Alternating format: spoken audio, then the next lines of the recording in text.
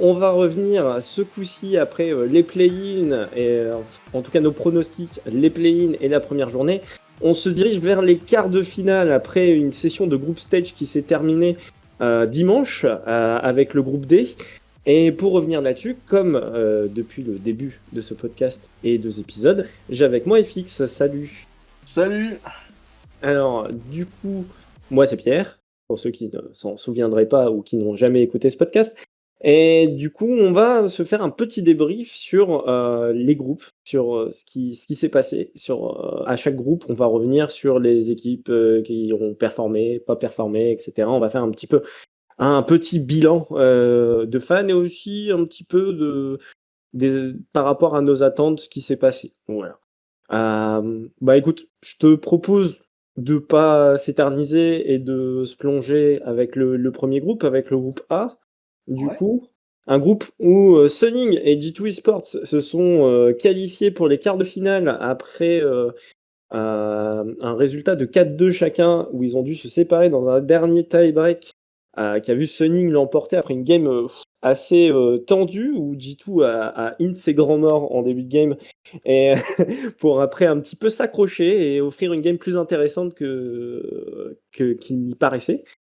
Où Team Liquid finit avec un honorable 3-3 pour une équipe NA. Je dirais que c'est probablement l'équipe NA qui a mieux performé, ça on y reviendra. Et Machi qui finit non qualifié du coup avec un petit 1-5 des familles. Voilà. Qu'est-ce que tu as pensé de ce groupe, des différents résultats et voilà quoi, des games en général?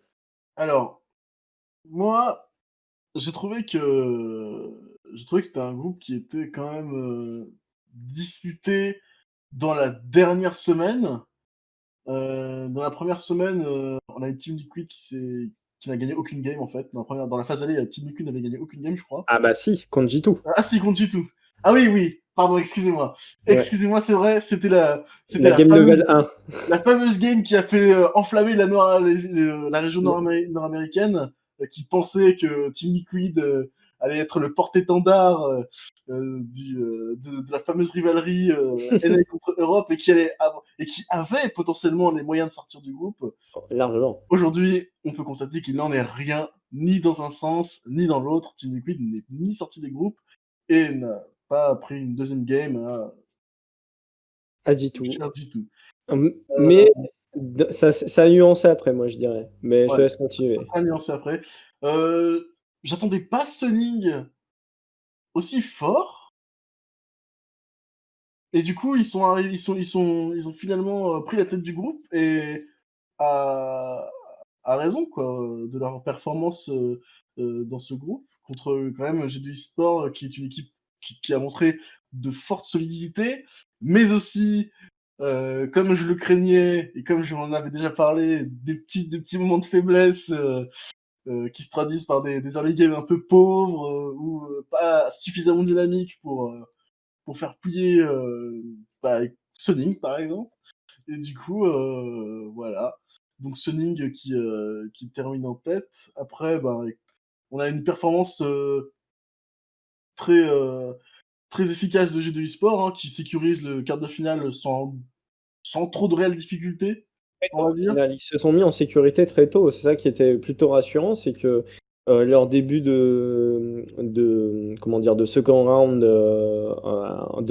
robin, ils le font avec une victoire sur Team Liquid et une victoire contre Machi, les deux étant convaincantes, plus celle de Team Liquid. Contre Machi, ça a été un peu plus la galère en early, avec des petits faux pas et des choses comme ça qu'ils ont corrigé assez vite, hein, mais où Caps, en tout cas, s'est montré à step up pour carry la game, pas mal.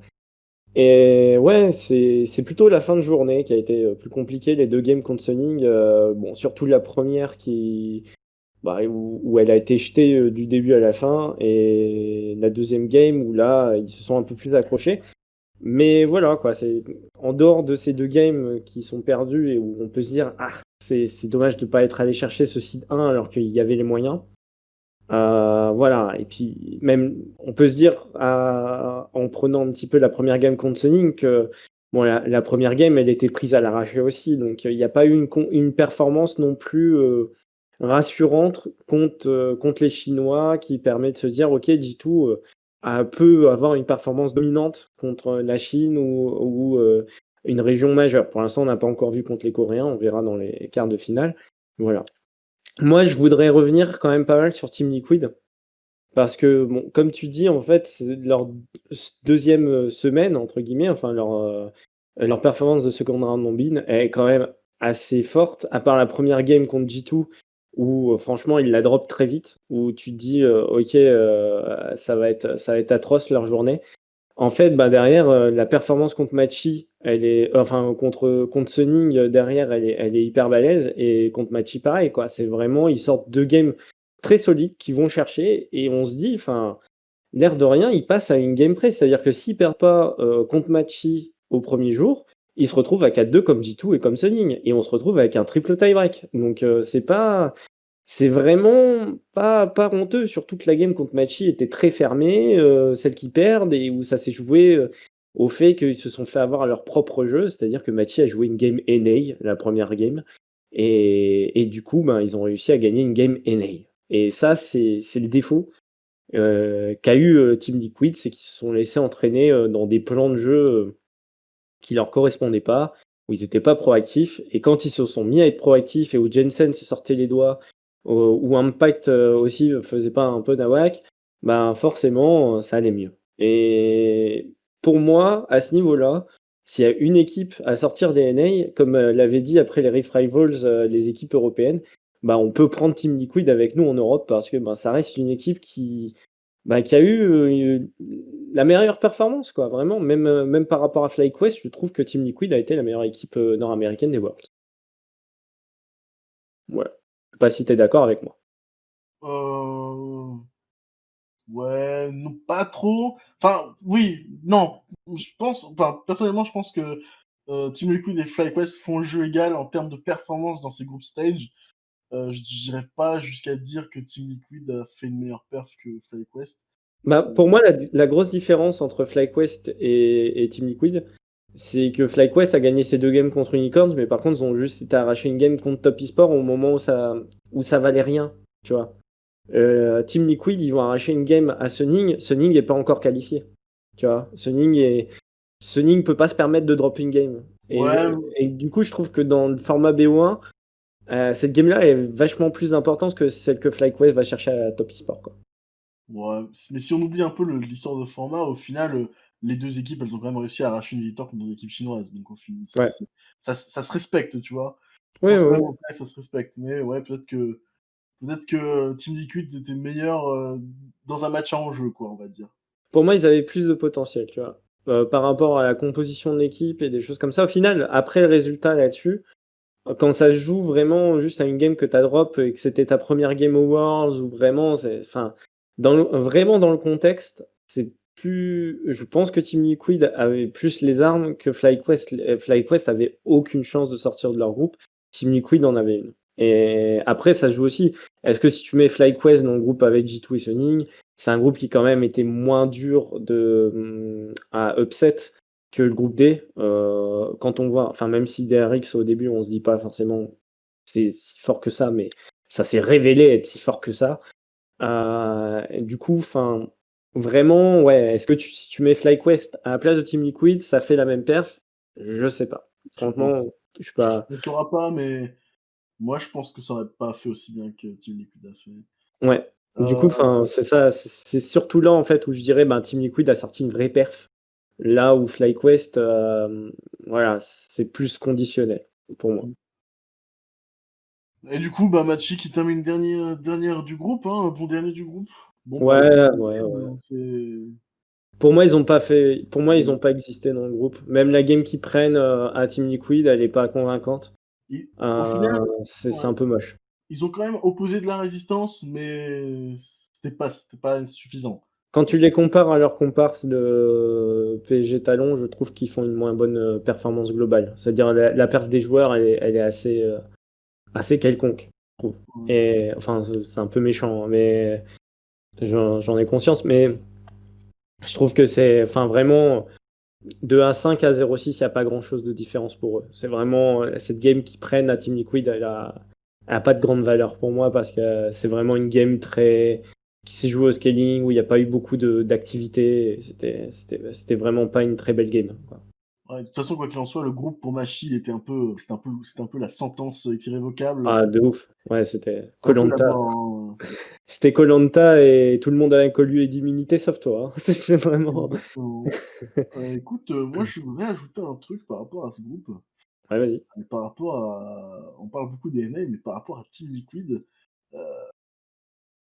très franchement, je pense que si Team Liquid avait performé comme ils ont performé dans la deuxième, dans la phase retour, s'ils avaient performé comme ça dès le début, il y avait des chances que, au lieu d'avoir un Sonic G2 en premier, on aurait plutôt eu un G2 Team Liquid en premier et un Sonic troisième. Ce qui est dommage, c'est que on a une équipe qui a quand même des joueurs expérimentés, contrairement à Sonic, Mhm. des joueurs expérimentés qui ont déjà participé aux Worlds et pour certains qui ont remporté les Worlds. Impact, Et ouais, il y a longtemps, mais bon, ouais. non, Enfin, mais c'est plus le même format, hein, pour moi, mais certes, oui. certes, certes, mais c'est quand même, voilà, les faits sont là. On peut pas dire que c'est pas des joueurs de classe mondiale parce que bon, ils ont tous En dehors participé de aux Worlds. Tactical, ils ont tous déjà été en playoff, quoi. Voilà. Voilà. Voire en demi-finale. On peut même dire, même Jensen, il allait jusqu'en demi, donc ils ont été tous au minimum en demi-finale un jour. Avec la performance d'Actical en tant que Et rookie même dans le groupe, qui est quand et même Core aussi était d'ailleurs champion du monde. Je l'oublie à chaque fois. ouais, aussi également. Mais quand tu vois qu'il y a tant de vétérans et que le rookie de l'équipe arrive à s'élever quand même, parce que sa performance, elle était plutôt pas mal hein, dans ce groupe au Ah, de final, hein. fou, de fou. Pour un rookie, il a vraiment bien joué, hein. Moi, je me rappelle d'une équipe qui s'appelle One Red Thieves, qui avait un rookie pendant la seule fois où ils sont allés aux Worlds, je ne sais plus comment il s'appelle, Oh, Codison. ouais, ouais, ouais. Codison, et malheureusement, sa perf n'a pas été au rendez-vous pendant les Worlds. Est-ce que c'était de sa faute? Ça, c'est une autre histoire. Par contre, sa perf n'a pas été au rendez-vous. Alors que là, tu vois, on a un tactical qui arrive à Après, trouver des Codison opportunités. n'était pas rookie. Ouais. Codison, Codison, quand il allait au Worlds, il avait pas fait les Worlds en 2017 avec Immortals? tu Si, mets hein. Si, et il ligne ses grands morts contre Fnatic. Et genre, il dash in dans le tas au milieu de 4 et il jette la game. Je crois que c'est ça. Ou je sais plus si c'était lui ou si c'était le mid de Immortals qui s'était jeté dans la gueule du. Ah non, c'était la poubelle. C'était Poubelle Attends, Turf. t'es sûr que c'est lui qui dashine? Parce que moi, quelqu'un qui dashine dans 4 personnes, je vois que double lift pour faire ça. Ou Pobeltar, Pobeltar, Pobeltar. Faut Oh, mettre- Pobeltar, évidemment. Ouais. Enfin, voilà. Attends, je te dis ça tout de suite, je vais regarder. Mais ouais, pour moi, Codison, c'était pas OK. Mais par contre, Tactical, ouais, ils ont intérêt à bien bien le garder, quoi. Parce que, Tout ça pour dire voilà. que même si le résultat est décevant, mais au final, moi, personnellement, je trouve que d'un point de vue logique, et si on parle d'expérience, Team Liquid aurait dû arriver à prendre à prendre une place en quart, en fait. Je te confirme que c'était Codison, l'ADC de Immortals Awards en 2017. Ok, autant pour moi, du coup.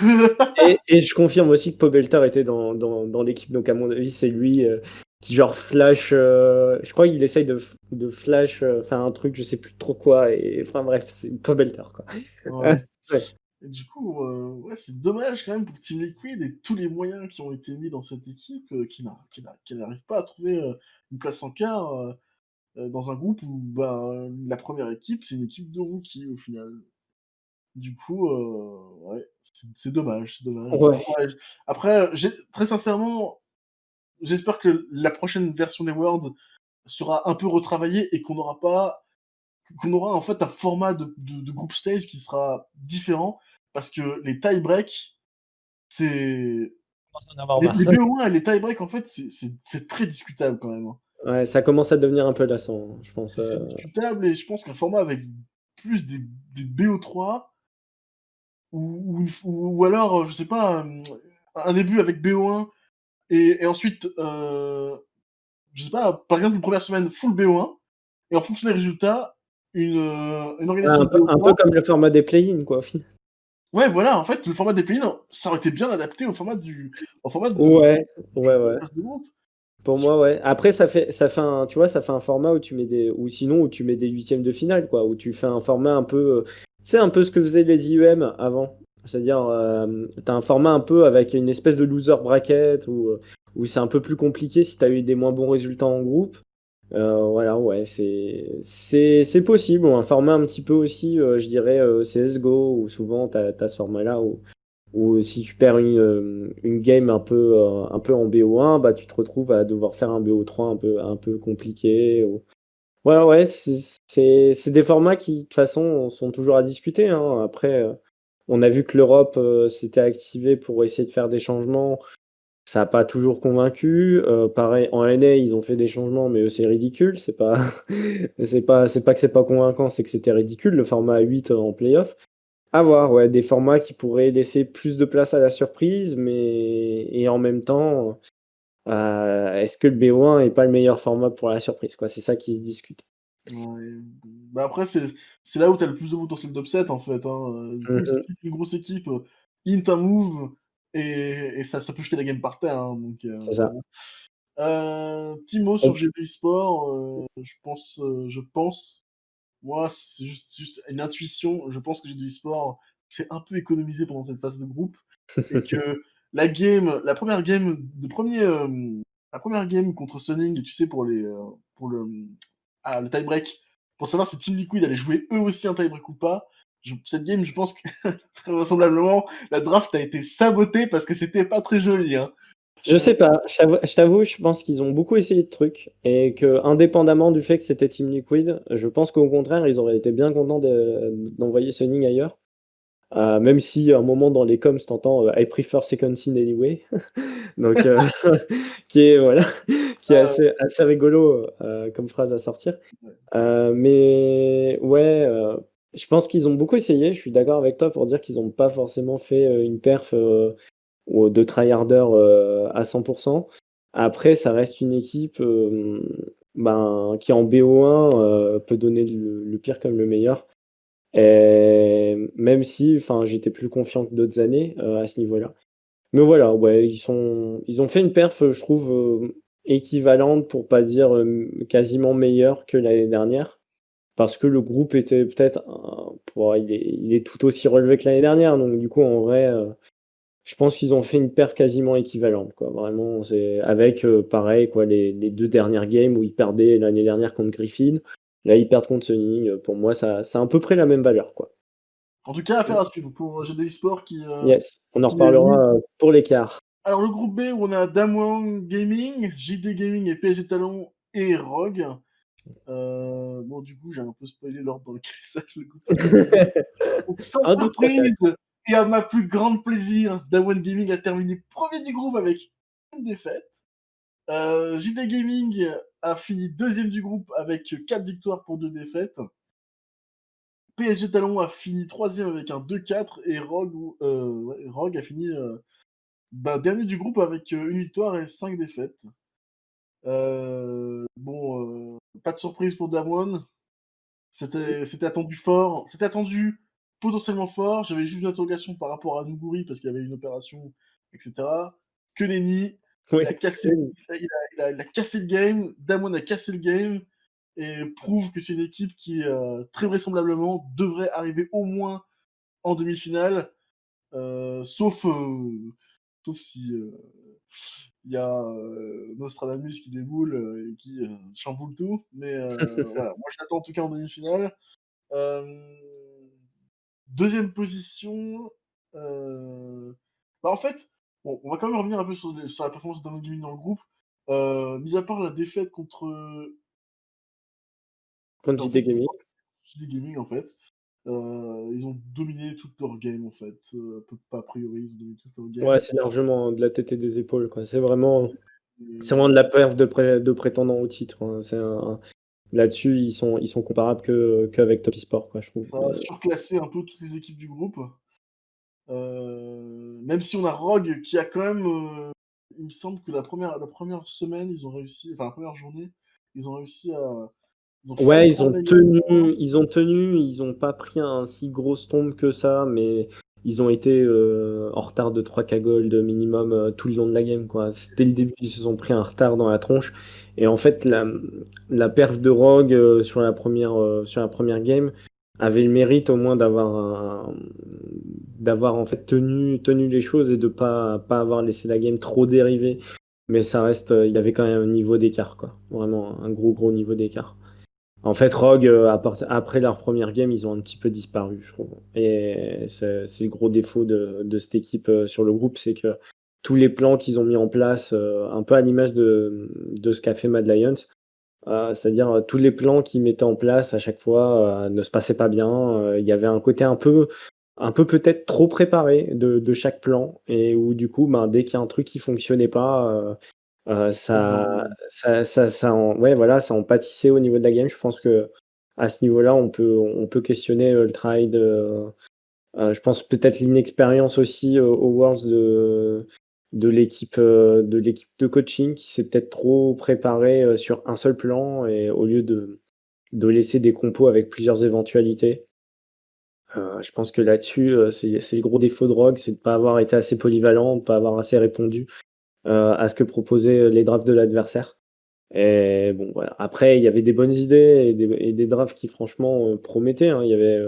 Moi, il y a des drafts, souvent, quand je regardais un début de game de Rogue, je me disais, ah, bah, ce coup-ci, il y a peut-être moyen et tout. Et puis, au final, bah, dans le plan de jeu, juste mécaniquement, là, ça a été compliqué. Pour moi, il y a que Hansama qui a été vraiment au niveau sur 6 matchs, où il n'y a pas un seul match où il in ses grands morts, quoi. Alors que je pense que il y a des choix un peu plus discutables, genre, je crois que c'est la deuxième game contre Damwon où t'as Larsen qui sort une sorte de Oriana support ou contre JD Ouais, Gaming. les drafts, ouais, je pense que s'il y a un truc que j'ai retenu de Rogue par rapport à la contre-performance, c'est qu'il y avait des drafts que je trouvais vraiment comme Mad Lions, en fait, des drafts que je trouvais douteuses, en fait, Mmh. qui étaient pas qui m'avaient l'air compliqués et pas assez faciles à réaliser, en fait. Du Trop coup, planifié en fait. Ça a pas mis assez à l'aise des joueurs rookies, quoi. ouais, ouais. Donc bon, bah, ouais, d'où le résultat, quoi. On en reviendra peut-être un peu plus tard et puis, bon, du coup, pour enchaîner, donc au deuxième du groupe, JD Gaming, qui était, attendu au moins pour la qualification. Moi personnellement, je voyais Rogue s'imposer, mais bon, ça s'est pas fait. Mais sur papier, oui, JD Gaming était fort. Tout le monde d'ailleurs, petite parenthèse sur JD Gaming, je ne comprends pas en fait pourquoi, quand je regarde sur les réseaux sociaux et quand je regarde les gens qui sont dans l'e-sport ou quoi, il y a beaucoup de personnes qui mettent JD Gaming comme étant, favori de la vie enfin favori des Worlds, mais je comprends pas pourquoi en fait. Heu, Pourtant j'ai bien regardé la finale de la LPL du Summer, j'ai bien regardé les résultats de JD Gaming, il y a eu cette phase de groupe du coup, et pourtant, dans des Pixem, dans des discussions que j'ai vues après la fin de toutes les phases de groupe, il y a encore des gens qui pensent, enfin qui mettent JD Gaming comme favori, mais je ne sais pas pourquoi. Ça m'échappe. ouais, Vraiment, ça d'un point de vue ça performance, ça m'échappe beaucoup. après, Heu, ils ont quand même pris la game à Damwon. Bon, ils perdent contre PSG Talon. Ça, c'était vraiment la game qu'on s'attendait pas à à ce les qu'ils voir drop ça? drop, quoi. Ouais, c'est Ouais, vrai. ouais. PSG Talon d'ailleurs qui prend 2 games plutôt méritées, hein, à chaque fois. Et puis, enfin, c'est vraiment pas une mauvaise performance. Ça reste toujours cool de voir les équipes PCS qui prennent une game ou des choses comme ça. Ça a été pas trop mauvais à ce niveau-là. Peut-être pas on peut pas se dire que les PCS c'est meilleur que les NA. On peut pas se dire non plus que c'est moins bon. Je pense après globalement ces phases de groupe. Mais ouais, PSG Talon qui fait une deuxième semaine bah, en 2-1, quoi. Enfin, vraiment, quoi. Ils prennent une game à Rogue, une game à JD Gaming et ils perdent que contre Damwon. C'est une bien meilleure deuxième semaine que ce qu'a proposé une bonne partie des équipes. Donc du C'est coup, voilà, ça se prend. c'est intéressant parce que j'ai un peu l'impression que toutes les équipes qui avaient une carte à jouer dans la première semaine et qui ont pas pu la jouer, ils ont tout joué dans la deuxième semaine. Team Liquid, PSG Talon, un peu, un peu Fnatic, un peu FlyQuest, bon Rogue on n'en parle pas, mais ouais, il y a des équipes comme ça qui avaient des cartes à jouer, qui se sont réveillées en deuxième semaine, quoi. Puis il faut pas oublier que le Heu, format, c'est de la deuxième semaine, c'est un jour, un groupe. Donc du coup aussi, tu joues trois games dans la journée. je joue 3 games dans la journée. Ou voilà quoi, c'est pas le même, je pense que c'est pas le même, setup mental, c'est pas le même setup au niveau des plans de draft et tout. Je pense que tu abordes pas les journées de la même manière et parce que, ben, la première game a souvent plus d'importance. Tu as peut-être, moins préparé la deuxième. Genre je pense que JD Gaming a peut-être moins bien préparé PSG Talon et les ont peut-être un peu sous-estimés. Il y a des petits trucs comme ça, tu vois? Tu peux te dire ça, je pense que Rogue aussi, s'est peut-être moins posé la question sur PSG Talon. Voilà, c'est toujours tu te dis, ben, le scénario des parties, qu'est-ce que ça va être et des choses comme ça. Rogue en plus, en fait, pour eux, ben, leur game, c'était, ils avaient Damwon et JD Gaming en premier, donc en soi, vraiment, dans leur tête, c'était soit tu réussissais ça, et ça servait à rien de faire PSG Talon si tu réussis pas ça. Donc à mon avis, il y a eu un petit côté comme ça aussi. Mais voilà quoi, il y a un mental à gérer au niveau des joueurs et c'est pas tout à fait la même chose que quand il y a une seule game dans la journée où le mental il est dédié à ce match et du coup dans la gestion des joueurs ça doit être très différent à mon avis. Ouais, ouais. Bon après, tout le monde enfin, le groupe de Rogue, il est dur quand même. Vraiment, il est super dur, Ouais, hein. ouais, C'est ouais. pas c'est pas je veux dire, c'est pas le groupe c'est pas le groupe C, en fait. C'est pas le groupe C et c'est pas le groupe A non plus. Est-ce qu'on peut du coup profiter de ça pour parler du groupe C? Bah, du coup, Ce ouais, on va enchaîner pour parler Oui, sur le groupe pour C, ce hein. groupe C si spécifique dirons-nous Oh là là, avec, j'attendais tellement de spectacles de ce groupe C que je qualifie comme le groupe de l'avant que je qualifie comme le groupe de l'ancienne garde, hein, parce que bon, 99 de ces structures, elles ont un passé historique dans la scène des Worlds of League of Legends et dans leur région. Et clairement, j'ai pas été déçu du spectacle qui a été offert. C'était un pugilat! C'était un pugilat entre ces équipes. Il y avait des belles games, il y avait des games dégueulasses, mais elles étaient tellement dégueulasses que c'était drôle. du backdoor, des Ouais, retournements un petit peu ou des grosses tombes dans un sens ou dans un autre, c'était ouais, il y avait un sentiment de: «Vas-y, viens, on se la donne». Ouais, qui était surtout en deuxième semaine, je trouve que vraiment les games du jour du groupe C étaient très fun. Enfin, vraiment, il y avait un côté, enfin déjà TSM quoi, rien que TSM, c'était très fun à ah, regarder. l'orgueil de l'Amérique, bien sûr! Oui, oui. Et 0-6 quoi. Première fois qu'un site 1 fait 0-6 dans une phase de groupe. Ah, c'est Heu, pire que la Chine en première fois 2015! première fois qu'un seed 1 fait 0-6 dans une phase de groupe, on ne le répétera jamais assez. Double Lift qui a été dégueulasse. Et le seul qui a été OK, c'était Bjergsen et peut-être Spica, mais les 3 autres, c'était des plots. C'était horrible.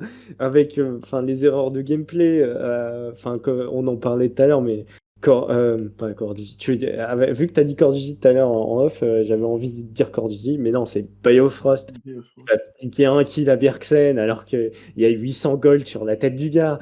Le slip de Spica qui est absolument pas suivi. Enfin, Ah c'était ouais, mais c'est mais atroce. en vrai, Atroce. encore une fois, hein, comme je l'ai dit juste avant, TSM s'est un peu réveillé en deuxième semaine, mais c'était approximatif quand même, hein. Enfin, C'est réveillé, faut voir aussi la game contre Fnatic. Qu'au niveau réveil, ils ont attendu quand même la deuxième game parce que la première game, il y a un gros dodo massif. C'est-à-dire le moment où Fnatic se permet de dive la tower bot pendant que SafeMade pique impunément le Drake sous le nez de 4 joueurs TSM, on peut se dire que quand même tout le monde dormait, hein. Vraiment, ça ouais, film là, il y a eu un ouais, mais dodo assez incroyable, quoi. en tout Mais bon, cas, moi, vu qu'on est sur ça, je trouve que c'est je suis personne pour juger, mais je trouve quand même que Team Solomid, c'est une honte. Cette performance est une honte pour les moyens clairement, qui sont mis dans la structure, pour le passé de la structure, pour l'expérience des joueurs et pour le niveau du groupe. C'est ne pas avoir pris une game, en fait, même pas une, c'est dur, quoi, c'est honteux et j'espère vraiment que ça va être une sonnette d'alarme pour la région nord-américaine et la façon dont les structures sont gérées et le système et tout ce qui s'ensuit. Parce que là, c'est pas possible. Ce n'est pas possible. Tu ne peux pas envoyer un site 1 comme ça et faire un résultat pareil dans un groupe avec ce niveau-là. Je dis pas que le groupe est nul, mais pour moi, toutes les équipes avaient moyen de se prendre une game entre elles et c'est là, clair. ça n'a pas été le cas du tout. Ça n'a pas été le cas du tout. Même LGD n'a pas perdu contre TSM.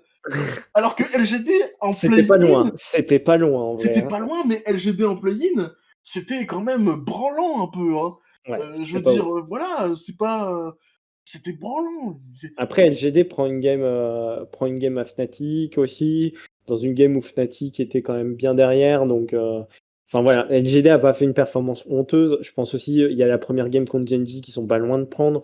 Il y a un côté, voilà, je pense que dans ce groupe, c'est sûr, Fnatic et Genji avaient un petit cran au-dessus qui leur a permis à tous les deux de passer. Fnatic notamment, je pense que les 4 games qu'ils ont gagnés, à part la première contre TSM qui était un petit peu lente, les 3 autres qu'ils ont gagnés, c'était très convaincant. C'est assez prometteur et je pense que Bwipo et SafeMade sont dans une forme incroyable. Je pense que Illisang et avec Mikix, c'est deux des meilleurs supports de ces Worlds. Voilà, en tout cas, c'est deux facteurs X de leur équipe, où en gros, vraiment, c'est eux qui mettent en place beaucoup des plays. La paire de Mikix, on n'en a pas assez parlé, mais la paire de Mikix pendant le groupe A, elle est exceptionnelle. Vraiment, chaque game, il est super fort, quoi. Et il tient la baraque, quoi. À part peut-être la game Senna, mais voilà, c'était compliqué. Mais du côté Fnatic, Bwipo fait des games hyper convaincantes, SafeMade fait des games super bien, même Nemesis a le droit à ses games. Enfin voilà, même si je pense que Nemesis c'est plus en demi-teinte, et puis Reckless pour l'instant c'est stable, mais c'est pas non plus surbrillant quoi. Mais voilà, en dehors de Genji, Fnatic avait un petit cran au-dessus, LGD a pas démérité, mais par contre ouais, TSM honteux quoi. Enfin. Bah, au final, LGD, moi j'ai été surpris par la performance, mais LGD qui quand même, voilà, 5 6 4, c'était un peu c'est un peu le bonus de la Chine, mais au Ouais. final, voilà, elle a quand même montré que, on n'est pas là pour enfiler des perles non plus, et on va pas faire du 0-6 comme TSM, hein. Ils Voilà. sont montés en puissance pendant tout le tournoi. Ils ont commencé de manière désastreuse pendant les play-in. Après, ils ont mis 2-3-0. Ils sont arrivés. Ils ont quand même. Ils ont fight contre Genji.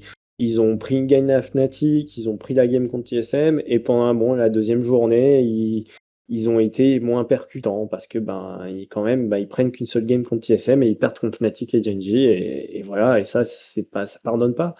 Genji, qui paraissait aussi plus faible, je dirais, pendant cette deuxième semaine, en dehors de la game contre Fnatic, où ils vont chercher le site 1 du groupe de manière hyper convaincante en séchant Fnatic sur leur league, quoi. C'est bon, c'est un défaut de méta quelque part, hein, c'est-à-dire que les games se jouent des fois au bout de 10 minutes de jeu, faut le dire aussi. Ça, c'est pas une méta qui laisse beaucoup de place au retournement de situation ou au stall, qui du coup aussi se prête pas au NA, ça marche bien, enfin, ça marche aussi. Mais Genji, ouais, la game contre Fnatic, elle est beaucoup plus convaincante que leurs deux premières victoires du jour, hein. Vraiment, parce que c'était pas donné, que ce soit contre TSM, contre LGD, alors que contre Fnatic, ils sont arrivés, ils se sont chauffés et ils ont vraiment renvoyé la balle à Fnatic après la première game qu'il y avait eu entre les deux équipes, quoi. Tout à fait, tout à fait. En tout cas, on pourra dire, après avoir fini le groupe D, on pourra dire quand même que, heu, malgré le tirage qu'il y a eu, qui pour moi est un tirage, aussi bon que mauvais pour les quarts de finale. Malgré le tirage qu'il y a eu et sur lequel on va revenir après, hem, je m'attends à beaucoup de spectacles, beaucoup de shows et un niveau assez relevé quand même pour ces quarts de finale. Parce que, on a des équipes qui sont là quoi quand même au final, hein. Soyons clairs, hein, Voilà, hein. vraiment, les 8 équipes qualifiées sont les 8 meilleures équipes du groupe stage.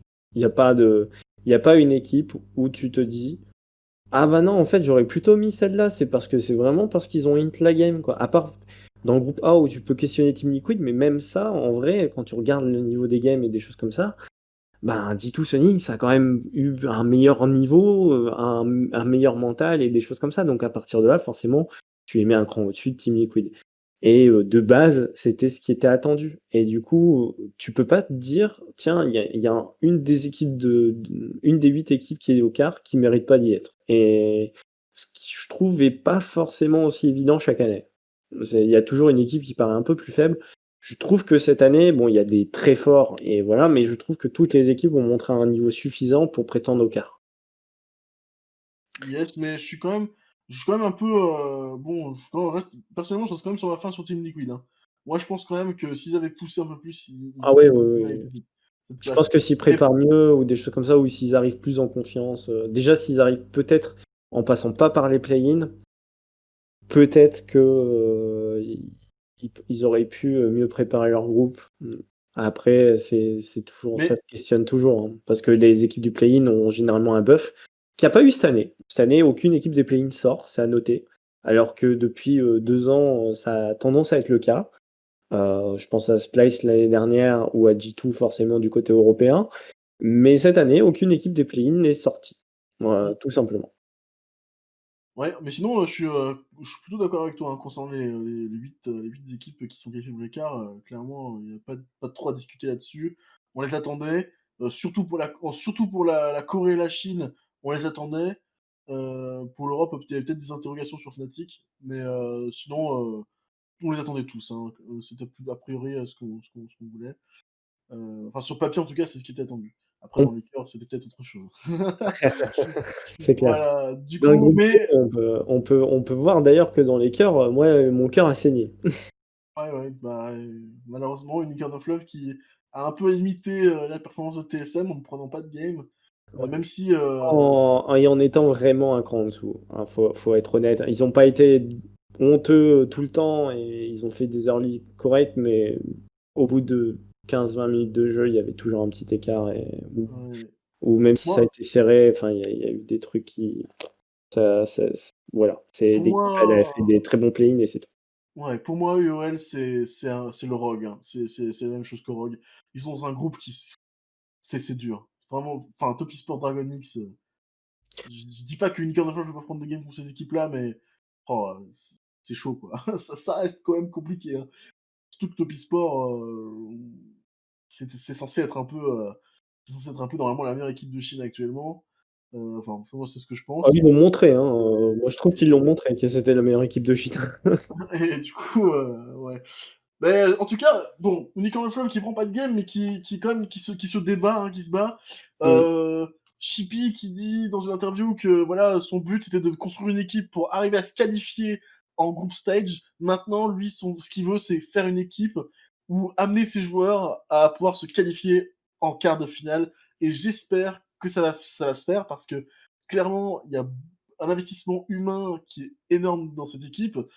Euh, et ce serait vraiment bien de retrouver un peu euh, des, l'héritage de Gambit au-delà du group stage, en fait. Du C'est un coup, héritage de Gambit et puis c'est aussi surtout Unicorns of Love, c'est une équipe qui n'a pas de structure en dehors de League of Legends, c'est-à-dire c'est une équipe qui a été façonnée autour du jeu par par Chippy et son père à l'origine. Chippy, c'est un des joueurs au départ de Unicorns of Love et derrière qui avait été remplacé par Kikis au moment où ils sont arrivés en LCSEU. C'est une équipe qui, voilà, qui s'est débattue pour rester sur LoL par passion pour le jeu. C'est une équipe qui pue la passion, en fait. C'est ça qui est génial avec cette équipe-là. Et ouais, Chippy, ça reste quand même un mec qui, en vrai, s'il n'était pas aussi attaché à Unicorns of Love, je pense qu'il aurait une place dans un coaching staff ailleurs. Et voilà, quoi. Il en a eu d'ailleurs une, je crois, mais je sais plus où est-ce qu'il était allé. Je crois qu'il avait fait un petit tour en LEC aussi. Mais ouais. bref. Bon, bah, Et en tout voilà. cas, ouais. Du coup, bon, bah, malheureusement, l'aventure s'arrête ici pour Unicorn of Love. On espère quand même le retrouver l'année Salut les potes. prochaine. Salut les potes. Voilà. Bon, ils ont pris le choix de l'aéroport, hein, comme, comme Le reste TSM et des King. NA, comme tous les NA. Du coup, après, bon, bah, vu qu'on commence par le bas, hein, FlyQuest. FlyQuest ma Meilleure deuxième foi, semaine. qui vraiment fait déjà mieux que TSM, qui fait aussi bien que moi, je trouve qu'ils ont fait aussi bien que Team Liquid, en tout cas en termes de résultats, qui ont montré des choses et qui ont montré des mauvaises choses aussi, En vrai, malheureusement. pour moi, enfin leur première game contre Top eSport, ils avaient montré beaucoup d'envie, mais il y avait notamment en top diff, quoi. On va dire que pour moi, tu vois, tu mets un meilleur top laner chez FlyQuest, il y a moyen qu'ils aillent chercher Dragon X ou Top Ah eSport oui! Ah dans une oui! game.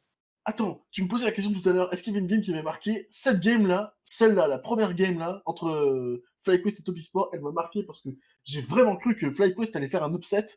Enfin, pour moi, c'était un upset. J'ai vraiment cru que FlyQuest allait réussir à prendre cette game, mais ils n'ont pas réussi. Et ils se sont bien défendus, je trouve. J'en avais En parlé. faisant des fights, ouais, en faisant des fights close alors qu'ils étaient derrière au gold et tout. Ouais, ouais, Ouais, ils se sont pas laissés ouais. endormir, ils ont réussi quand même à prendre quelques trades, quelques kills par-ci par-là. Ils se sont pas laissés emboucher du tout. Et moi, ça m'avait vraiment.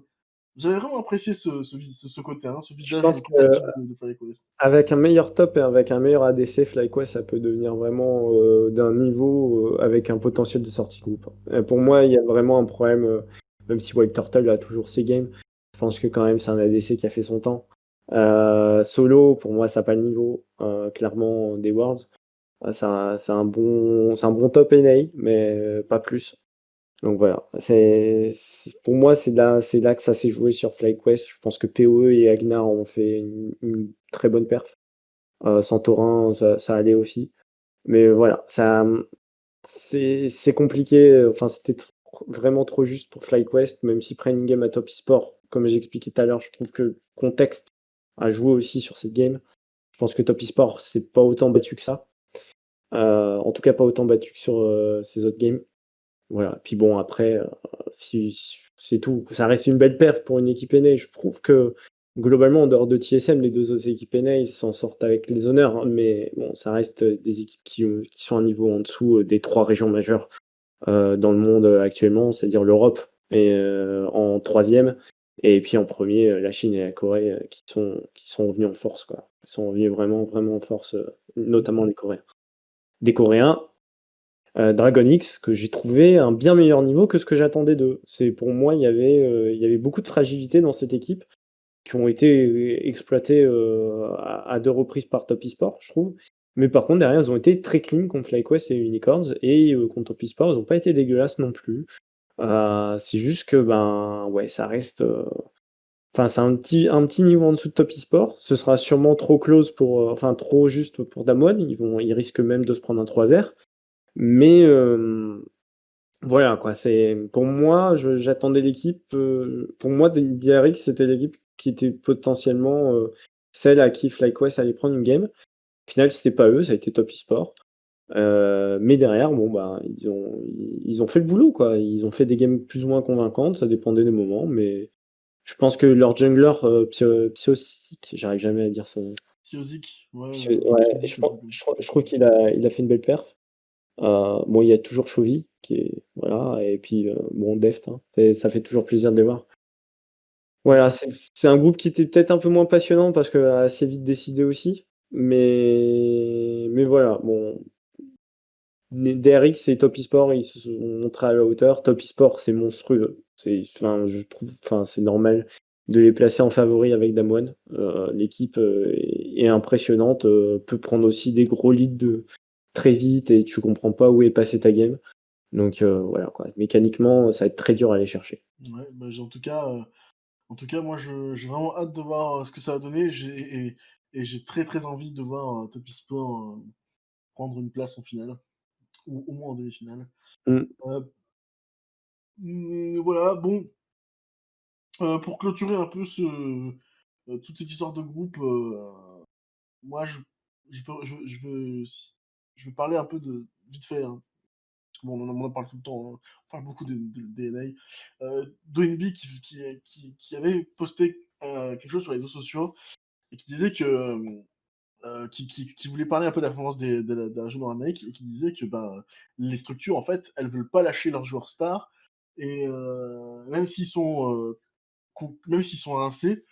Ouais, watch top. Et Doinby disait que c'est vraiment une erreur parce que en fait, les joueurs, les rookies, en fait, ils jouent pas comme les vétérans, en fait. Les rookies, tu vois, ils sont dynamiques. Ils disaient qu'ils étaient dynamiques, qu'ils en voulaient, donc du coup, qu'ils jouent beaucoup plus agressivement et qui vraiment ont envie de performer, quoi. Et dans une Et, méta aussi très orientée teamfight, en early et des choses comme ça, c'était très important d'avoir ce genre de caractère. Bon après, il y avait pas spécialement besoin que Doinby dise ça pour que bon, qu'on dise que les Nord-Américains, ils font n'importe quoi avec leurs joueurs. Mais, j'espère vraiment que l'année prochaine, il va y avoir un remaniement parce que ça va plus, ça va plus. Il faut Double prendre lift, juste il y a juste faut à regarder arrêter. l'exemple de Tactical. Il y a juste à regarder l'exemple de Tactical. Tactical qui est un rookie qui performe 10 000 fois mieux que Double Lift, Qui a fait un qui a split pas et cette demi, hein. expérience. Qui a remplacé Double Lift au milieu du spring et enfin en early spring et qui a fait un split et demi, qui arrive au Worlds et ouais, sa performance est 1000 fois mieux que Double Mais d'a Lift. Double Lift, il est HS quoi. mais d'ailleurs, c'était pas un échange entre Team Liquid et TSM? Ils ont pas échangé le bon Euh, joueur? non, parce que Tactical il est déjà au spring. Ah, Et c'est pas Spring. en fait Tactical a été remonté de l'académie, a pris la place de Double Lift qui en gros était plus motivé, s'entraînait plus, etc.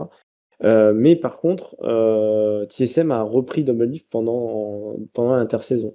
Ouais. Et en effet, il gagne les NA, mais enfin, gagner les NA. Franchement, dans le format de playoff que c'était, quand tu te dis que même C9 n'est pas passé alors qu'ils étaient, enfin bref, qu'ils ont fait Ouais. une belle saison de BO1, c'était, enfin vraiment ce format-là, il était honteux quoi. Mais bref. Bah, franchement, avec cette performance des Worlds 2020 de TSM, pour moi, cette victoire du Summer Split, elle est caduque, hein. Ouais, c'est Elle clair. mérite Et que puis, dalle, hein. enfin, je veux dire, tu mets Sina à la place de Tips le mid, ça prend large des games. Enfin, en tout cas, c'est beaucoup plus compétitif que TSM. Je veux dire, même si voilà, enfin, c'est à partir du moment où tu perds tes playoffs, forcément, ben, c'est le format, il était comme ça, il le savait et tout, il fallait mieux se préparer. Mais dans le potentiel d'équipe, ben, tu remplaces TSM par C9 et il y avait une meilleure équipe, quoi, c'est tout. Ça Bon, aurait été totalement différent. bon, en tout cas, on verra pour l'Amérique du Nord, on verra l'année prochaine si jamais il y a eu un réveil, un sursaut, hein. On reviendra sur ce point, j'espère, tous les deux, peut-être dans un prochain Dans un an. podcast. On se donnera rendez-vous. Mais mais ouais, pourquoi pas d'ailleurs faire un podcast au final Ah, mi-saison.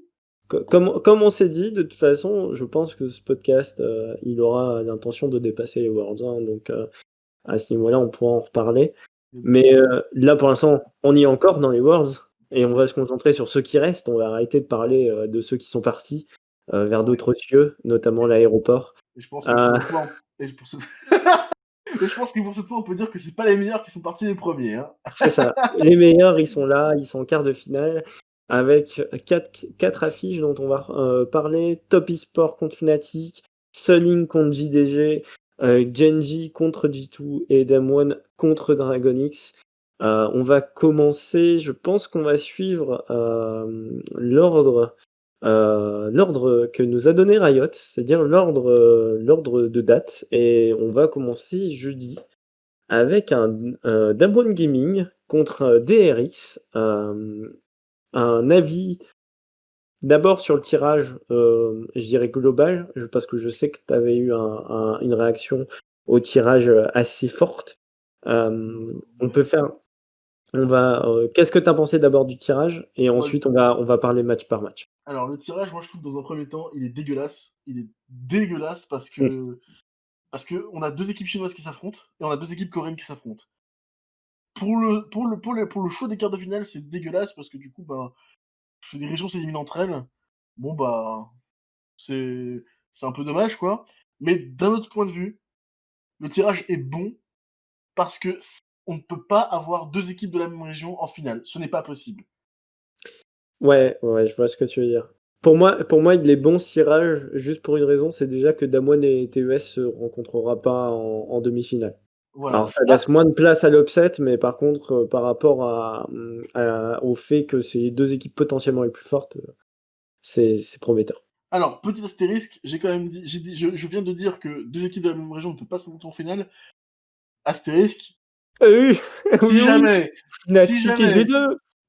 par la plus grande des performances de Fnatic et G2, ils arrivent à se rencontrer en finale, The c'est la Dream. seule possibilité, mais ça me paraît dur quand même. Ça me paraît dur. Ah bon? Mais Ah bon? Pour moi, c'est easy win. Non, ça me paraît dur, mais je parlerai pas de Pixel parce qu'il me ferait mentir. Mais ça me paraît dur, T'as mis mais G2 voilà. Fnatic, t'as mis G2 Fnatic en finale sur tes pick'em? J'ai pas mis de Fnatic en finale. Ah ok, t'as mis TES Damwon. Non, j'ai pas mis TS Damwon Ah en ouais, finale. t'as mis quoi? T'as mis quoi, Tu gros? vas crier. T'as mis Damwon Fnatic, Non, bâtard. oui, Mais c'est sûr, c'est sûr. j'ai mis Quelle ça. honte. Alors que Damwon va se faire rouler dessus en demi. Bref, Ouh on en les mots reparlera en sont, demi-finale les du mots coup. sont forts. Bref. Ok. Bon, Moi, je suis d'accord avec toi sur l'aspect. En fait, ce côté un peu trop parfait presque du une région d'un côté, une région de l'autre, et tu mets une petite équipe EU entre deux. Pour moi, il est un petit peu discutable. Et en même temps, d'un autre côté, moi, quand j'ai vu le tirage, j'étais en mode, putain, c'est la meilleure chance de G2 d'arriver en finale. Parce que pour moi, G2, c'est une équipe qui va beaucoup mieux contre les Coréens que contre les Chinois. Après, Damwon est tellement fort que, en effet, c'est pas la même affaire que l'année dernière. C'est sûr. Ou peut-être déjà ils étaient monstrueux et tout, mais là ils arrivent à le transmettre on stage. On verra après le premier BO5 déjà comment ça se passe. Mais quand je vois le tirage, je me dis putain, c'est la meilleure chance de G2 d'arriver en finale, quoi. Vraiment, ce tirage, c'était la meilleure chance de G2 d'arriver en finale.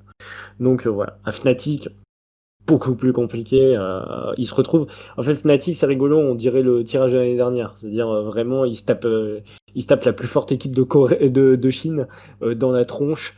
Avec, bon, ils ont du potentiel, c'est gentil, mais quand même, là, ce coup-ci, on va pas se dire, ok, FPX, en fait, c'est peut-être pas si fort que. Non, là, Top eSport, y a pas de question. On sait que c'est fort, il y a Jackie Love, il y a Karsa, enfin voilà, c'est une équipe. Ça va être dur. clairement, Il y a, mais vrai, on l'a dit, hein, il y a je l'ai dit c'est après faire un podcast, mais Fnatic, Reckless a une histoire avec la Chine, c'est toujours, ça fait, il y a vraiment un combat entre la Chine et l'Europe qui revient un peu sur le devant de la scène.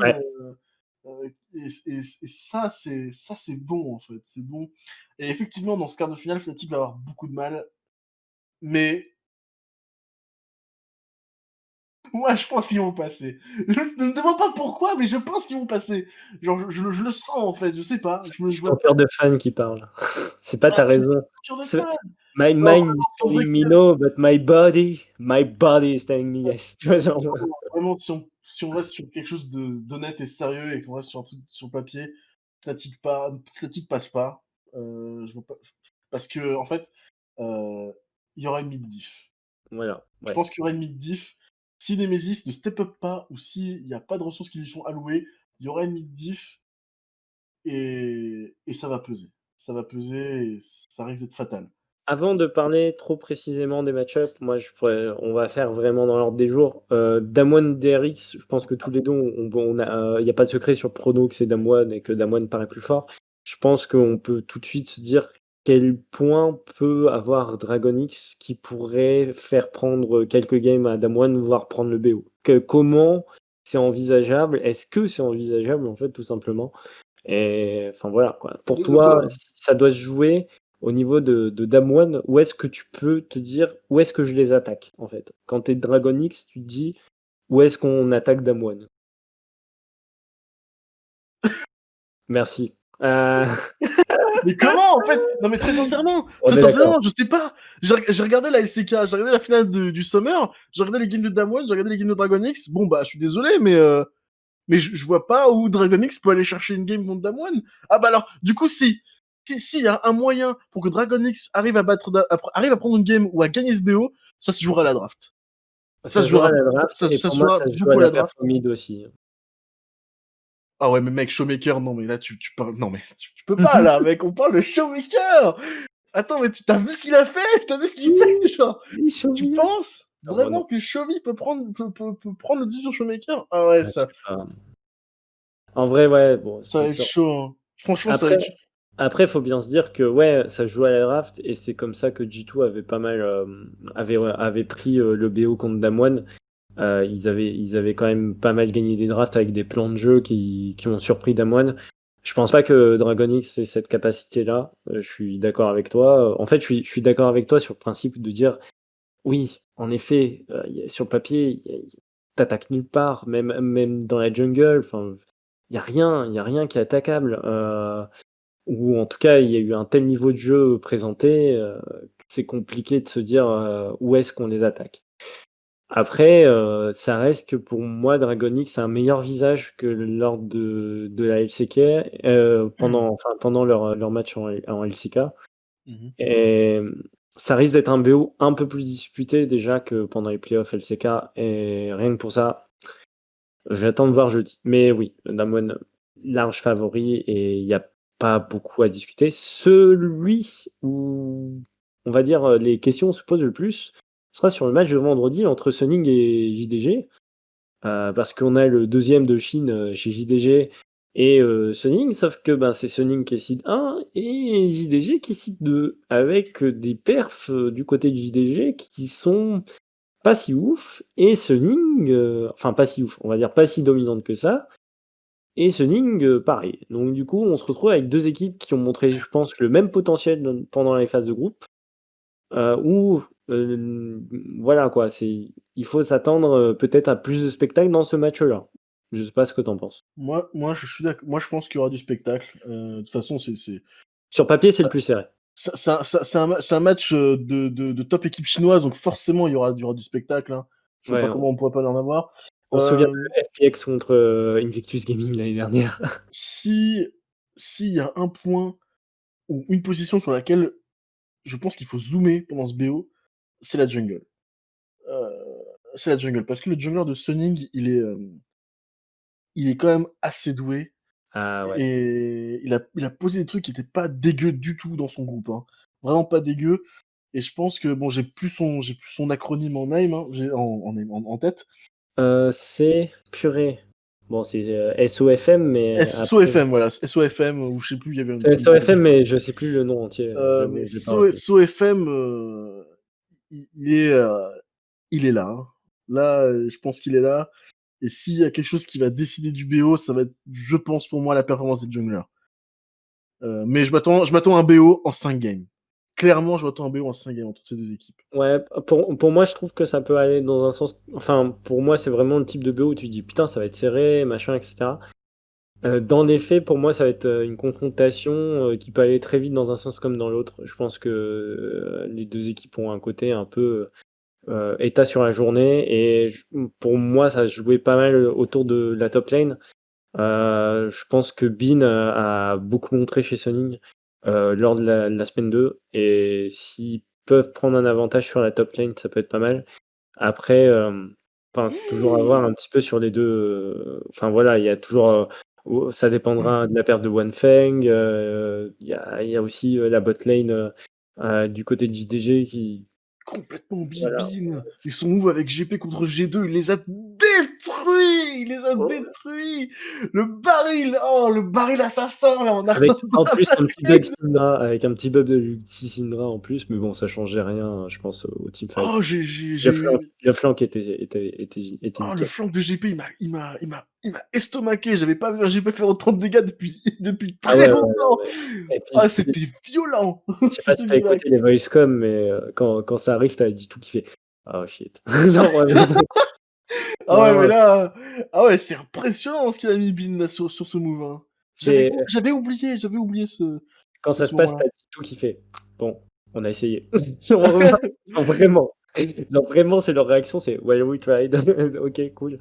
Enfin voilà, bref. Donc ouais, c'est pour moi, Suning a montré peut-être un petit plus en potentiel dans des games serrés, vu qu'ils ont joué G2 et je pense qu'ils se sont montrés au niveau à ce niveau-là. À voir si G2 est si fort, enfin est si fort, ouais, et assez fort être au niveau de JD Gaming à ce niveau-là. Donc bon, ce sera sur le papier c'est le BO le plus serré, mais dans les faits pour moi c'est un BO qui peut aller très vite dans un sens et qui va et pour moi je mettrais Sunning devant.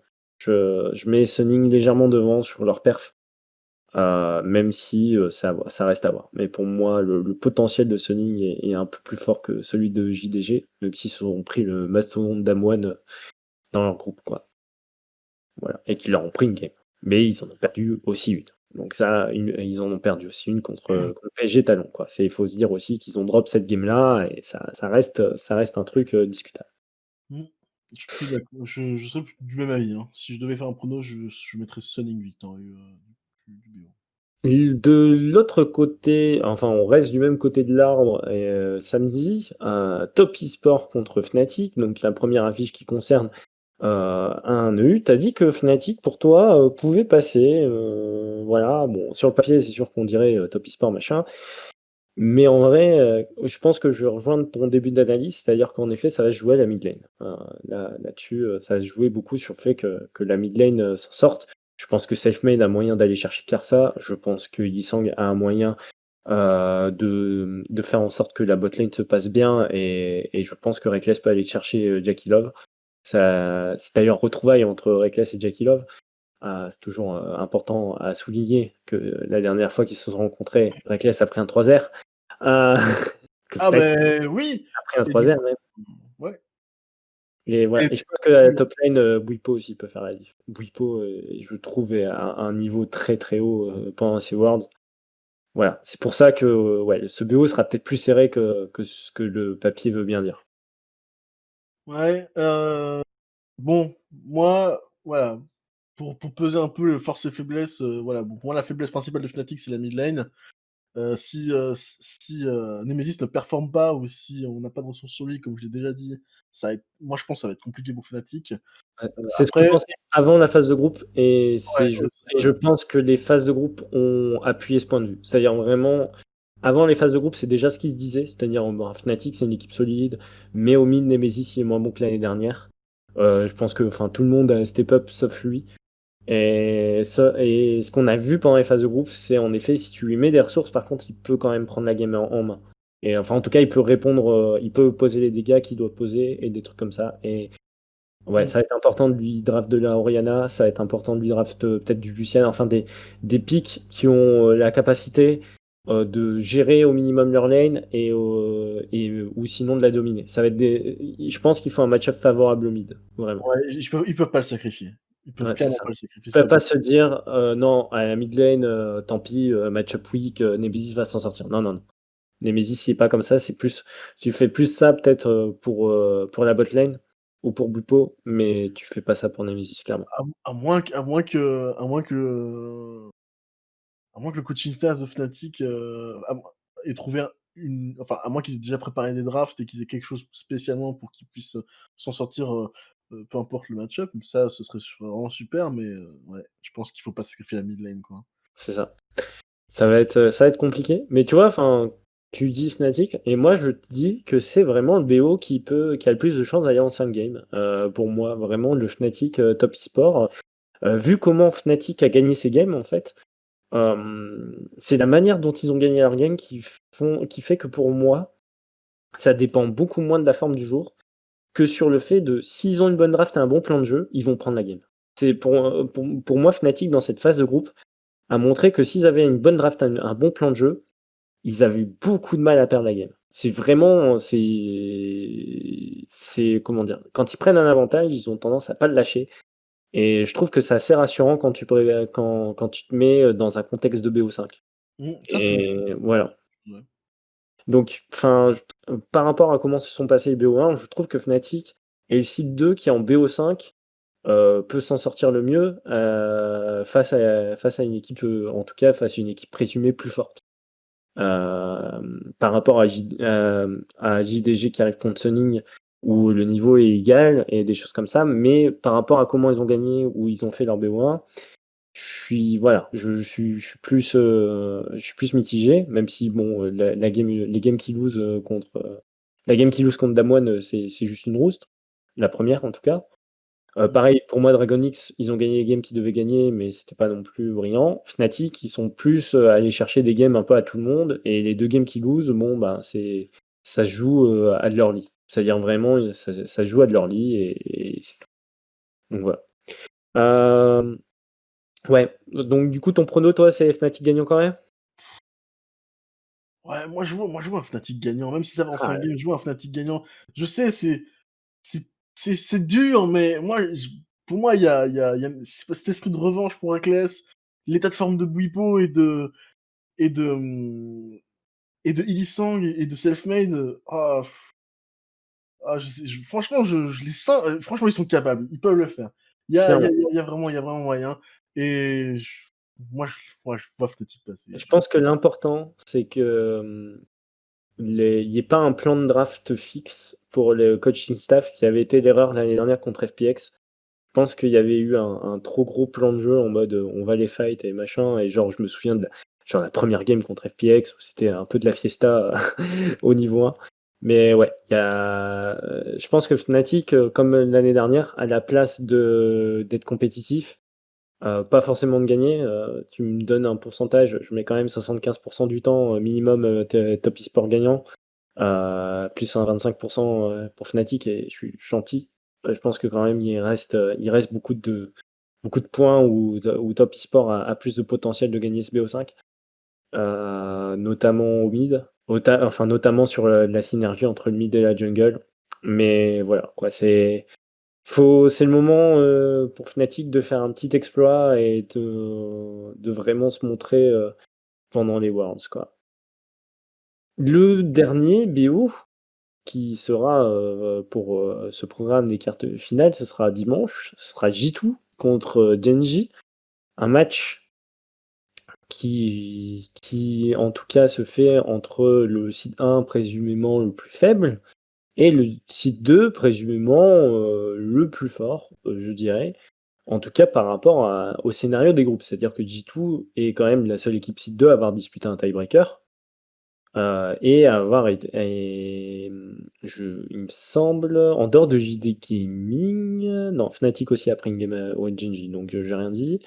JD Gaming aussi après une, ouais, donc non, ils ont pris aussi tous une game au seed 1, mais G2 avait plus cette capacité d'être un seed 1, là où Genji avait aussi plus cette capacité d'être un seed 2, ça dépendait du dernier match entre seed 1 et seed 2. Donc c'est peut-être le match où c'est les deux sites qui sont les plus resserrés et où du coup ça peut aller dans un sens comme dans un autre. Pour toi, quel point, pourquoi G2 va gagner ce BO5 et je te laisse le choix. Et surtout, à quel point Genji est plus nul que G2? Bon, si, on Comment en ça? parlait- si je dois d'emblée dire qui je pense qu'il va gagner, moi je pense que G2 va gagner. Je pense clairement que G2 va gagner. Je troll, euh, hein. Mais ouais. parce que, globalement, j'ai vraiment le sentiment que les joueurs G2 sont bien meilleurs que ceux de Genji, en termes de synergie, en termes de potentiel, et puis en termes de draft aussi. Je pense qu'il y a plus de volatilité, de versatilité chez G2 que chez Genji. Et aussi, je pense que le niveau d'adaptation de G2, il est stratosphérique. Je pense que G2 dans un BO5, ça peut s'adapter bien plus rapidement que Fnatic, par exemple, ou que Genji. Et Et c'est là que ça va être dangereux pour Damwon. Mais on en reparlera s'il passe déjà en demi-finale. ouais, Mais ouais. je pense clairement que s'il y a no troll de G2, ce sera un 3-0 sec pour Et- G2. Et c'est tout. C'est Alors tout. que moi, je les vois plus, justement. Tu vois, je vois plus Genji arriver avec un plan de jeu qui match, qui fit bien G2, où ça se passe, et où du coup G2 doit répondre, et où il y a moyen que ce soit un peu un scrappy, un BO5 un peu scrappy, et où G2 finit peut-être par l'emporter comme ça. Mais il faut bien se dire que la force de Genji, c'est d'avoir un plan, de l'exécuter et de vraiment être très solide sur les conditions de victoire là-dessus, sur la prise des objectifs, sur ce qu'il faut pour l'équipe et des choses comme ça. Ou G2 est peut-être un peu plus laxiste sur la prise des objectifs, sur les conditions de victoire. Je pense que G2 est plus une équipe qui, qui brille sur les lanes ou dans les teamfights. Peut-être un peu plus que Genji. Je pense que Genji a un peu moins brillé sur les lanes que G2. Notamment, enfin, même G2, je trouve que même la bot lane s'en sort beaucoup mieux au niveau de la laning phase. Ils ont dominé quand même 2-3 match-up assez de la tête et des épaules. Fnatic a pris parti quand il gagne contre Genji, c'est en roulant sur la bot lane. Il faut, pour G2, l'enjeu c'est d'appuyer à fond sur Ruler. Ruler, c'est depuis des années le carry de Genji. C'est le mec qui est là pour step up et des choses comme ça. C'est un mec qui a un niveau de fou. Mais si t'appuies dessus, je pense que tout le château de cartes de Genji, c'est cool. Et si G2 arrive à attaquer cette bot lane, ouais, ça peut être un 3-0 sec. Mais si Genji a un bon plan de jeu et arrive à bien protéger ses conditions de victoire, ça peut être très dangereux pour G2. Pour moi, ce BO, il est. Ben, déjà parce que vu que je suis un G2 fanboy, forcément, et n'importe quel BO me fait peur, mais Genji me fait peur surtout sur ce point-là. C'est vraiment ce côté très organisé où il y a moyen et où on a vu cette année que G2, si jamais ils n'arrivaient pas avec le bon plan de jeu ou qu'une équipe en tout cas avait réussi à trouver la faille, ben voilà. Mais bon, le niveau de perk est plus rassurant que pendant le Summer. Mikix est un niveau de fou. Caps, je pense, fait pour l'instant des performances kiff-kiff. C'est très bon, mais ça reste kiff-kiff pour moi, pour son niveau, pour celui qu'on attend. C'est assez fluctuant. Yanko, c'est peut-être celui qui est un peu le plus en difficulté. Et Wunder, je l'attends aussi un peu plus. Mais bon, ça, on verra lors de ce BO5. Mais c'est sûr que sur le prono que tu as envie de faire, c'est G2, quoi. Et puis en plus, avec la hype potentielle d'une demi-finale G2 Damwon pour nous deux. Ouais, clairement. Et pour beaucoup de monde. Mais c'est très marrant que tu parles de la botlane et du fait d'appuyer sur rouleur parce que moi, si j'avais eu un truc à ajouter, c'est que si G2, en fait, si j'étais Genji, je ferais tout pour mettre bien ma botlane. Ouais, voilà. Moi, je targeterais Perks. Ah ouais, tu trouves? Perks, bah, moi, si j'étais Genji, je targeterais Perks. Parce que si Perks est dans la merde, bah, tu amputes un potentiel de carry de la part de G2. Et du coup, tu connais justement, vu que Ruler, c'est un mec qui est là pour step up pour carry, si tu mets Perks dans la merde et que tu mets Ruler sur les bons rails, il y a moyen que dans les fights d'objectifs, tu puisses prendre l'avantage et booter G2. Le Et- problème, c'est que Ouais, vas-y. le problème, c'est que Perks, en fait, il joue des AD, il joue aussi des AP, et il a mis Kix avec lui. Et du coup, tu fais comment pour target ce mec? C'est ça. C'est en fait, c'est là que je voulais rebondir. C'est G2, si tu appuies sur la bot lane, t'inquiète pas qu'ils vont répondre. C'est vraiment, il y aura une TP de Wunder, il y aura Yanko dans le coin, il y a Caps qui pourra TP et des choses comme ça. Enfin, c'est une équipe qui aime bien, comme Fnatic peut le faire aussi, c'est en Europe, on aime bien protéger nos bot lanes. Et enfin, t'inquiète pas que si jamais ça appuie, ça va TP et puis ça va jouer le fight. Donc, c'est ce qui va être important, c'est de voir un petit peu les plans de jeu à ce niveau-là et comment t'appuies sur cette bot lane, soit en prenant une lane forte et simplement en essayant de dominer au CS. Je pense que c'est la meilleure manière de faire. Soit ouais, en essayant de pousser comment dire, les ganks. Donc c'est sûr que on verra comment ça se passe à ce niveau-là. Mais en fait, et j'ajouterais même à ça, pour moi, G2, c'est la meilleure équipe que. Enfin, pour moi, G2, c'est la pire équipe que Jinji pourrait avoir. Ah Parce oui, que, en fait, même si tu appuies sur la bot lane, bah, tu as deux possibilités. Comme tu l'as dit, soit il y a une protection qui est mise en place, et du coup, il y a des TP et des décals qui sont faites. ou sinon ils perdent Soit, des autres lanes. G2 accepte de perdre la bot lane, mais à contrepartie, décide de mettre quelqu'un d'autre sur les rails pour carry. Et de l'autre côté, t'as Wunder et Caps. Du coup, au final, comment tu fais? Parce que, je suis désolé, mais G2, c'est une compo où c'est une équipe où t'as 3 lanes, où c'est des menaces dans tous les postes. Les Ouais. mecs sont des menaces dans tous les postes, au top, au mid et au bot, en tant que carry. Et Genji, eh ben, tu vois, ils ont pas de carry en jungle.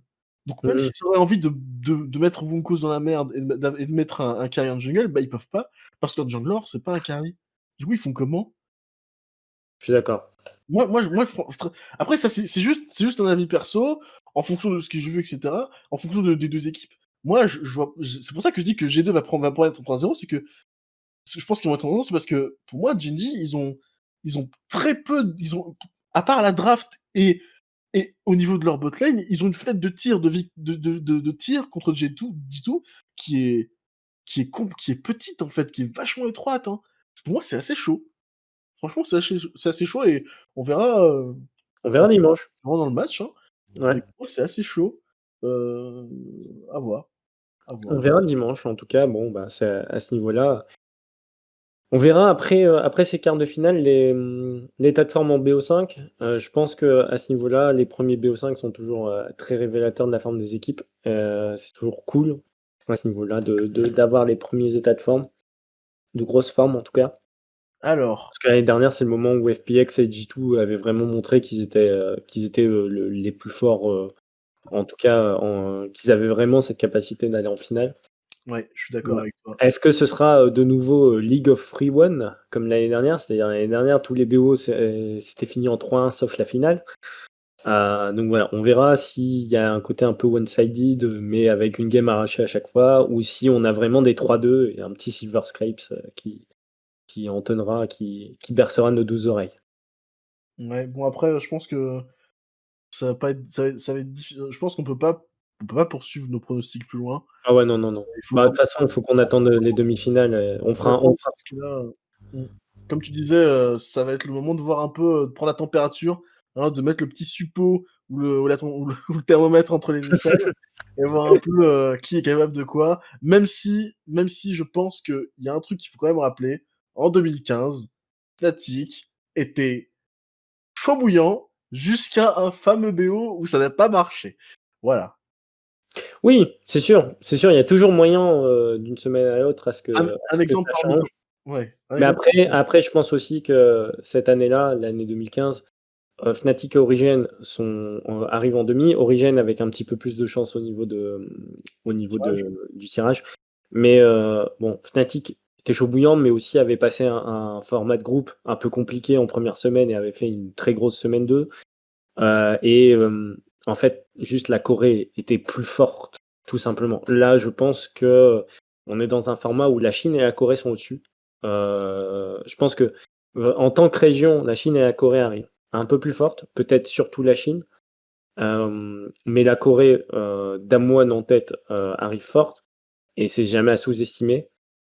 Mais voilà, bon, on va dire pour moi, tu vois, ça fait Chine, un tout petit peu au-dessus de Corée, avec évidemment Top Esport et Damwon au même niveau.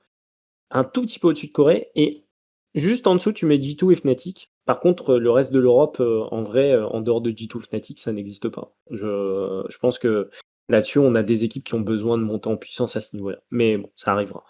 Mais voilà, donc on verra si cet ordre-là va être chamboulé. Mais si ça doit aller dans ce sens-là, ben, la Chine et la Corée, on va dire, dans l'ordre des choses, doivent se retrouver en finale. Mais on verra jusque ça nous mène. On fera un point après les quarts de finale la semaine prochaine. Du coup, n'hésitez pas à suivre le podcast, donc The Iron Chat sur Twitter, c'est @The Iron Chat, tout simplement. On va être maintenant sur YouTube. YouTube, du coup, parce que c'est mieux. Et en tout cas, pour publier, c'est plus pratique. On aura mis les 2 épisodes précédents qui sont dessus, où vous verrez que globalement, nous avions des avis pas totalement déraisonnés sur l'ordre des équipes, en tout cas. Puis, en dehors de Mad Lions pour moi, mais, mais du coup, du coup, par contre, là, on se retrouvera la semaine prochaine pour les demi-finales et la finale et le bilan d'écart. Et je pense qu'on fera un combo demi-finale-finale ou un petit non, on fera un autre podcast avant la finale. Et après, un petit bilan sur les Worlds. Donc, n'hésitez pas à partager ce podcast. C'est un podcast qu'on fait en détente. N'hésitez pas aussi à partager votre avis sur ce podcast. C'est important, c'est toujours cool d'avoir ces conversations-là. N'hésitez pas aussi, toi c'est @michicross sur Twitter. C'est ça.